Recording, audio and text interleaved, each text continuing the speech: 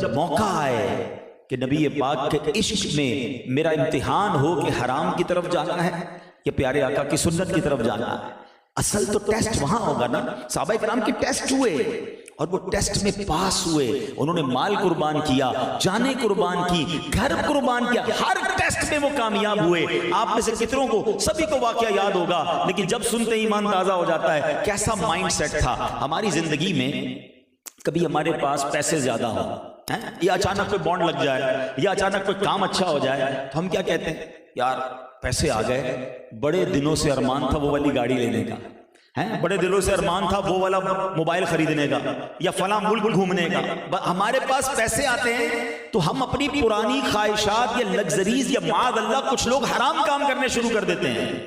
صحابہ کرام کا کیا شاندار ذہن تھا۔ غزوہ تبوک کا موقع ہے، مسلمانوں کو مال کی ضرورت ہے، تو اب کیا ہوا کہ حضرت عمر فاروق کہتے ہیں، یار ہر بار صدیق اکبر ہی آگے بڑھ جاتے ہیں، اس بار کہتے ہیں میرے پاس پیسے زیادہ تھے، پیسے اچھے تھے، ویل سیٹ تھا، اس بار موقع ہے ابو بکر سے آگے بڑھنے کا۔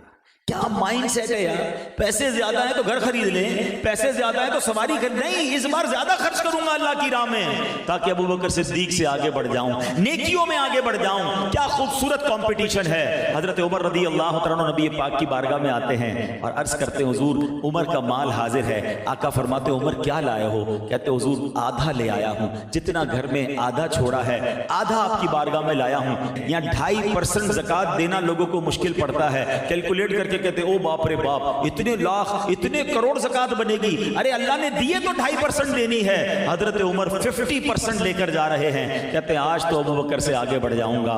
مگر شان دیکھو صدیق اکبر کی، آپ مال لے کر آتے ہیں۔ اچھا ایک اور باریک سی بات ہے جس کو آگے جا کے ڈیفائن کرتا ہوں۔ اپیرنٹلی دیکھنے کے طور پر حضرت ابو بکر کا مال تھوڑا تھا، حضرت عمر کا مال زیادہ تھا، لیکن اصل میں کوانٹٹی کا کمال نہیں ہوتا، کمال کوالٹی کا ہوتا ہے، کمال نیت کا ہوتا ہے۔ حضرت ابو بکر صدیق مال لے کر آ گئے اور پیارے آقا کی بارگاہ میں پیش کی۔ نبی پاک علیہ الصلوۃ والسلام فرماتے ہیں، اے ابو بکر کیا لائے ہو؟ کہتے حضور جو کچھ گھر میں تھا سب لے آیا۔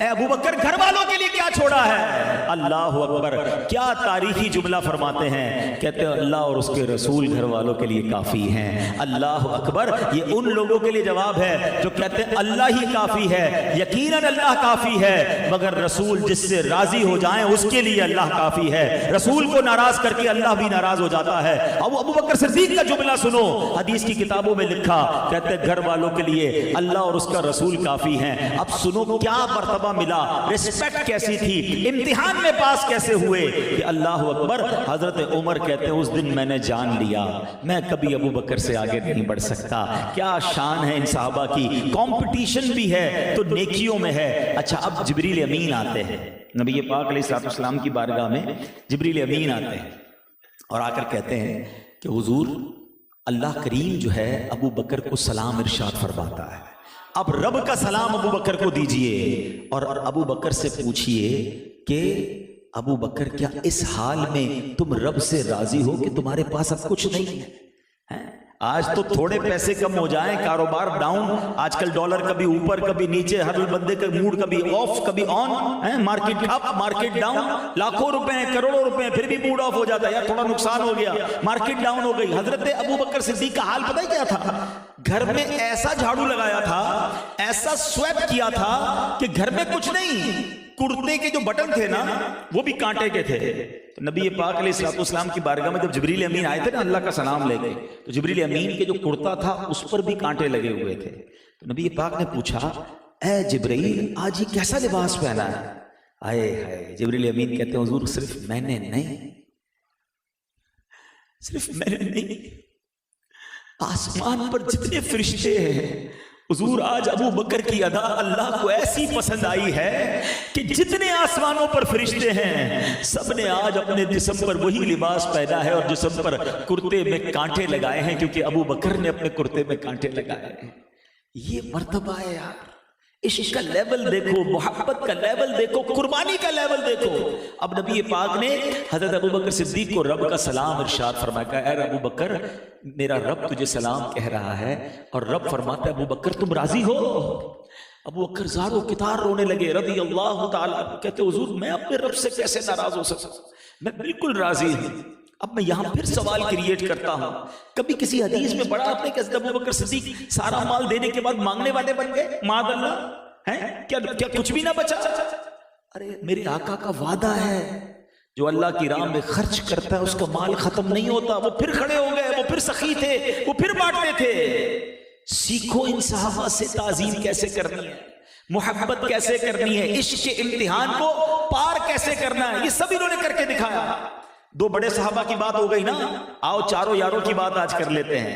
حضرت ابو بکر صدیق کی ہوئی، حضرت عمر فاروق کی ہوئی، آؤ میں اب عثمان غنی اور مولا علی کا واقعہ سناتا ہوں۔ رسپیکٹ کیسی، محبت کیسی۔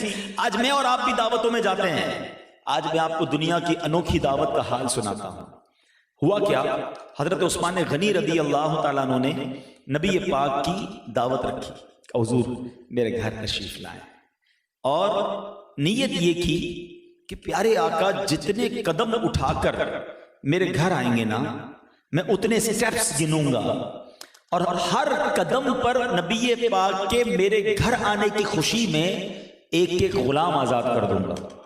آئے ایسا ہی ہوا، پیارے آقا تشریف لائے تو حضرت عثمان غنی قدم گنتے تھے۔ نبی پاک نے فرمایا عثمان یہ کیا کر رہے ہو؟ کہ حضور آج آپ نے میرے گھر کرم فرمایا ہے، آپ کی تعظیم، آپ کی برکتیں لوٹ رہا ہوں، تو میں نے یہ سوچا ہے کہ جتنے قدم آپ اٹھائیں گے نا، میں اللہ کی رضا کے لیے اتنے غلام خرید کر آزاد کر دوں گا۔ یہ لاکھوں کروڑوں روپے کی بات تھی اس زمانے میں، پتہ نہیں کتنے قدم نبی پاک اٹھا کر گئے ہوں گے۔ شاندار کھانے تھے، نبی پاک کی بڑی تعظیم کے ساتھ دعوت کی۔ اب اس دعوت میں مولا علی شیر خدا بھی تھے کرم اللہ تعالی وجہ الکریم۔ اب گھر آئے اور بڑے افسردہ تھے۔ اب ذرا پھر تھوڑا سا میں دیکھیں واقعات کے ساتھ ساتھ تربیت کی بات بھی کرتا جا رہا ہوں کہ تاکہ ہم اپنی ذات کے اندر بھی امپلیمنٹس کریں، اپنی ذات کے اندر بھی تبدیلی کریں۔ اب کیا ہوا کہ مولا علی بڑے افسردہ، اور آپ بی بی فاطمہ خاتون جنت نبی پاک کی شہزادی کہ میرے سرتاج آپ افسردہ کیوں ہیں؟ تو کہا آج میرے بھائی عثمان نے نبی پاک کی دعوت کی، اور کیا دعوت کی ہے، نبی پاک کی ایسی تعظیم کی کہ ہر قدم پر ایک غلام آزاد کیا۔ کاش ہم بھی ایسی دعوت کر سکتے۔ آئے اب میں دوبارہ آتا ہوں، ہم بھی دعوت میں جاتے ہیں، بعض اوقات ہمارے گھر میں بھی جھگڑا ہوتا ہے، مگر جھگڑا کیا ہوتا ہے؟ دیکھا کتنی بڑی دعوت کی تھی، کتنے بڑے ہال میں کی تھی، او اتنے مہنگے کپڑے سلوائے تھے ان لوگوں نے، اتنا تو زیور دیا انہوں نے، اتنی آئٹم تھی، تم تو کرتے ہی نہیں اتنی دعوت۔ پتہ چلا دعوت اس کی بھی جھگڑا ہمارے گھر میں ہو رہا ہے، کیونکہ گئے اسی لیے تھے کہ چیک کر کے آئے کپڑے کیسے تھے، تو فرنیچر کیا تھا، تو جہیز کیا دیا گیا، تو کھانا کیا تھا۔ کسی کے گھر جائیں تو ہمارے گھر میں ہنگامہ شروع ہو جاتا ہے، فرنیچر اتنا اچھا تھا، ابھی رنگ کروایا، تو یہ کروایا، تم تو دلاتے ہی نہیں صوفے ہم کو۔ بندہ کہ میں گھر پہ دعوت کھلانے لے گیا تھا، انسپیکشن کے لیے لے گیا تھا۔ ہم لوگوں کا مسئلہ یہی ہے کہ ہم کسی کی نعمت دیکھ کر ہم جناب اپنی نعمتوں کو برا سمجھنے لگتے ہیں۔ یہ کیسا کمپٹیشن تھا؟ انہوں نے آ کر یہ نہیں کہا کہ کاش ہمارے پاس بھی عثمان غنی جتنا بڑا گھر ہوتا، ہمارے پاس بھی اتنے پیسے ہوتے، انہوں نے کہا کاش ہم بھی اپنے آقا کی ایسی تعظیم والی دعوت کر دیتے، ہم بھی اپنے نبی پر اپنا مال لٹاتے۔ سبحان اللہ۔ اور یہ کہہ کون رہا ہے؟ سمجھو صبر کا مقام کیسا تھا بی بی فاطمہ خاتون جنت اور ان کے گھرانے میں۔ آئے ہائے ہائے، یہ بھی سمجھنے والی بات ہے۔ میرے یہاں پر ایسے لوگ بھی بھائی بیٹھے ہوں گے جو غریب ہوں گے یا مجھے سن رہے ہوں گے، کبھی مال کم ہو جاتا ہے، کبھی کاروبار میں نقصان، تو بڑی زبان سے شکوے، شکایات، کمپلینز نہ کیا کرو ایسا۔ بی بی فاطمہ خاتون جنت اور مولا علی کا گھرانہ کیا ہے کہ آقا فرماتے میرے جگر کا ٹکڑا ہے فاطمہ، اور کئی دن تک گھر میں کھانا نہیں پکتا تھا، فاقے ہوتے تھے۔ یہ تسبیح فاطمہ جو پڑھتے ہو ہر نماز کے بعد 33 بار سبحان اللہ، 33 بار الحمدللہ، 34 بار اللہ اکبر، یہ ملی کیسے تھی؟ یہ واقعہ پتہ ہے؟ پڑھتے تو سب ہیں کہ کہتے بھی ہے تسبیح فاطمہ۔ یہ تسبیح فاطمہ کے پیچھے بھی بڑا خوبصورت واقعہ ہے کہ بی بی فاطمہ خاتون جنت اپنے ہاتھ سے چکی پیستی تھی، پانی اٹھا کر لاتی تھی تو آپ کے جسم پر نشان پڑ جاتے تھے۔ تو آپ سے مولا علی شیر خدا کرم اللہ تعالی وجہ کریم نے کہا کہ اے فاطمہ تم گھر کے کام کرتی ہو، ہاتھوں میں چھالے پڑ جاتے ہیں، تمہارے جسم پر نشان پڑ جاتے ہیں، نبی پاک علیہ الصلوۃ والسلام کے پاس غلام آئے ہیں، کنیزیں آئی ہیں، پیارے آقا سے کچھ مانگ لو، تمہارے پاس بھی گھر میں کوئی خدمتگار ہو جائے گا۔ اللہ اکبر۔ پھر کیا ہوا؟ نبی پاک صلی اللہ تعالی علیہ وسلم کی بارگاہ میں بی بی فاطمہ حاضر ہو گئی، مگر وہاں دوسرے صحابہ کرام بھی تھے، تو شرم کے مارے وہ کچھ کہا نہیں، انہوں نے وہ واپس تشریف لے آئے۔ تو سرور کائنات صلی اللہ علیہ وسلم بی بی فاطمہ کے گھر تشریف لے آئے کہ فاطمہ تم آئی تھی، بتایا نہیں کیا کام تھا؟ کہ حضور مسئلہ یہ ہے کہ میں اپنے ہاتھ سے کام کرتی ہوں اور ہاتھ میں چھالے بھی پڑ جاتے ہیں، نشان بھی پڑ جاتے ہیں، تو آپ کے پاس کچھ خادم کچھ کنیزیں آئی تھی تو مجھے بھی کچھ عطا ہو جاتا۔ اللہ اکبر، پیارے آقا اتنی محبت فرماتے بی بی فاطمہ سے، مگر تربیت کیسی فرمائی؟ فرمایا فاطمہ، حدیث کا خلاصہ ہے، اپنے کام اپنے ہاتھ سے کیا کرو، اور جب تھک جایا کرو تو 33 بار سبحان اللہ، 33 بار الحمدللہ، 34 بار اللہ اکبر پڑھ لیا کرو، تمہاری تھکن دور ہو جایا کرے گی۔ تو یہ تسبیح وہاں سے ملی۔ یہ میری بہنوں کے لیے بھی درس ہے جن کی فرمائشیں ختم نہیں ہوتی، اتنی ماسیاں، اتنے کام والے چاہیے، کام کا کوئی نہ ہو تو جناب گھر میں جھگڑا۔ کہتے تو اب یہی ہے کہ آل رسول پر قربان، پنجتن کے غلام، بی بی فاطمہ اپنے ہاتھ سے کام کرتی، اور یہ درس دیا نبی پاک نے ہمیں کہ سادگی والی زندگی گزارنی ہے۔ اگر کبھی کمزور ہو جائے لائف تو شکوہ نہیں کرنا، مگر آج حال یہ ہے کہ کمپلینز ہی کمپلینز ہیں۔ تو پھر آتا ہوں، واپس آتا ہوں اس بات پر کہ بی بی فاطمہ سے مولا علی کہتے ہیں کہ کاش ہمارے پاس بھی اتنا ہوتا کہ ہم عثمان غنی جیسی دعوت جو ہے اپنے گھر میں کر سکتے۔ تو سبحان اللہ، خاتون جنت تھی نا، آقا کی شہزادی تھی نا، اور انہوں نے کہا کہ آپ فکر نہ کریں، آپ نبی پاک کی دعوت کریں، آقا کو دعوت دے کر آئیں، انشاءاللہ انتظام ہو جائے گا۔ اچھا، مولا علی سارا معاملہ دیکھ رہے تھے، گھر میں پیسے تو ہے نہیں، گھر میں سامان تو ہے نہیں، اب میں نبی پاک کو بلاؤں گا تو انتظام کیسے ہوگا؟ مگر ان کو اعتماد تھا کہ بی بی فاطمہ کہہ رہی ہیں، خاتون جنت ہیں، آقا کی شہزادی، انتظام ہو جائے گا۔ آپ گئے اور نبی پاک سے کہا حضور عثمان غنی کے گھر بھی گئے تھے، آپ کی میرے گھر بھی دعوت ہے، کرم فرما دیجئے۔ حضور علیہ السلام نے دعوت قبول فرما دی۔ اب ذرا غور سے سنیے گا، دعوت قبول ہو گئی، پیارے آقا علیہ السلام جو ہیں وہ اپنے صحابہ کرام کے ساتھ مولا علی کے گھر آ گئے۔ اب جیسے ہی گھر آئے تو بی بی فاطمہ خاتون جنت نے کیا کیا کہ خالی پتیلی، کھانے کو کچھ نہیں تھا، چولہے پر خالی برتن رکھے اور اللہ کی بارگاہ میں دعا کی کہ یا اللہ تو جانتا ہے کہ تیری بندی فاطمہ کے پاس کچھ بھی نہیں ہے، تیرے محبوب آج گھر آ گئے ہیں، کھانا پیش کرنے کو کچھ نہیں ہے، اے اللہ میں تیری بارگاہ میں التجا کرتی ہوں کہ میری خاطر ایسا کرم کر کہ یہ کھانا جو ہے وہ جنت سے بھیج دے۔ اور ایسا ہی ہوا کہ برتن میں کھانے بھر گئے۔ اچھا، اب کھانا جب پیش کیا گیا تو صحابہ کرام سارے ہی حیران کہ یہ کھانا کہاں سے آیا ہے، ایسی خوشبو، ایسی لذت۔ اچھا، پیارے آقا مسکرا رہے ہیں، نبی پاک علیہ السلام تو غیب کی خبریں جانتے ہیں، صحابہ کرام سارے حیران۔ تو نبی پاک علیہ السلام نے صحابہ کرام سے فرمایا کہ تم جانتے ہو آج کھانا کہاں سے آیا ہے؟ آقا تو پہچان گئے تھے، تم جانتے ہو کھانا کہاں سے آیا؟ تو صحابہ کرام نے کہا نہیں یا رسول اللہ صلی اللہ علیہ وسلم، ہم تو نہیں جانتے۔ تو پیارے آقا نے فرمایا کہ اللہ تعالیٰ نے ہم لوگوں کے لیے کھانا جنت سے بھیجا ہے۔